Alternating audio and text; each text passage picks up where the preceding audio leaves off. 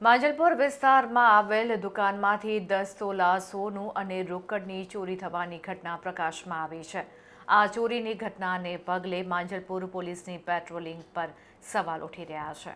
તારીખ 5મીના રોજ બપોરે આશરે 3 વાગ્યાની આસપાસ અજાણ્યા ચોરે દુકાનના તાળા તોડીને અંદર પ્રવેશ કર્યો હતો। દુકાનમાંથી અંદાજે 10 તોલા સોનાના દાગીના તેમજ ₹60 થી 65,000 જેટલી રોકડ રકમ ઉઠાવીને ચોર સ્થળ પરથી ફરાર થઈ ગયો હતો। મેઇન રોડ પર દિવસના સમયે બનેલી આ ચોરીએ સુરક્ષા વ્યવસ્થાને લઈને અનેક સવાલો ઊભા કર્યા છે। ખાસ કરીને પરિવારે માંજલપુર પોલીસની પેટ્રોલિંગ ઉપર ગંભીર પ્રશ્નાર્થ ઉઠાવ્યો છે। ઘટના સ્થળથી આશરે 1 કિલોમીટર દૂર જ માંજલપુર પોલીસ સ્ટેશન હોવા છતાં આવી ચોરી કેવી રીતે બની શકે તે મુદ્દે સ્થાનિકોમાં પણ ચર્ચાનો વિષય બન્યો છે।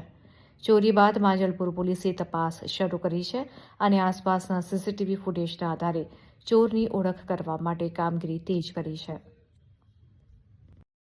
યશ નામ છે મારું। આ મારા પપ્પાની શોપ છે। પપ્પા સવારે આવ્યા હતા તો તાળા તૂટ્યા મળ્યા હતા। JDC Navsur bus stand main road, આપણે Vadsar Susen road ring road કહેવાય અને એના ઉપર રવિ સિલેક્શનની જસ્ટ બાજુમાં। કઈ તારીખે બનાવો? 5 તારીખ સવારે 3 વાગે ચોર અંદર તોડીને અંદર ગયો હતો। 3:11 બહાર નીકળ્યો છે। શું લઈને આવ્યો હતો? સાયકલ લઈને આવ્યો હતો। કેટલું સોનું ગયું? 10 તોલું સોનું ગયું છે। 65,000 કેશ રકમ હતી। તમે દુકાનની અંદર સોનું એ ટાઈમે અમે બહાર ગયા હતા, પપ્પા મમ્મી તો અહીંયા મૂકીને ગયા હતા કે અમે જઈએ છીએ એક દિવસ માટે, તો અહીંયા મૂકીને ગયા હતા। જે 5 તારીખનો બનાવ છે અને આજે 8 તારીખે બધી મીડિયામાં આવે છે, તો અમે પોલીસવાળા પાસે ગયા હતા આજે, પણ એ કોઈ લખે નહીં, એફઆઈઆર નહીં પાડી છે, એટલે અમે પછી મીડિયાને કીધું। આશરે કેટલા લાખની ચોરી? 12-12.5 લાખ આજની રકમ જોઈએ।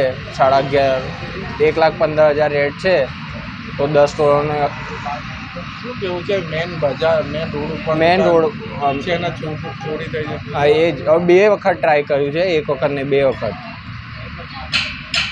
શું માંગ શું છે? માંગ શું છે કે ખાલી માલ સામાન બની જાય આપણું।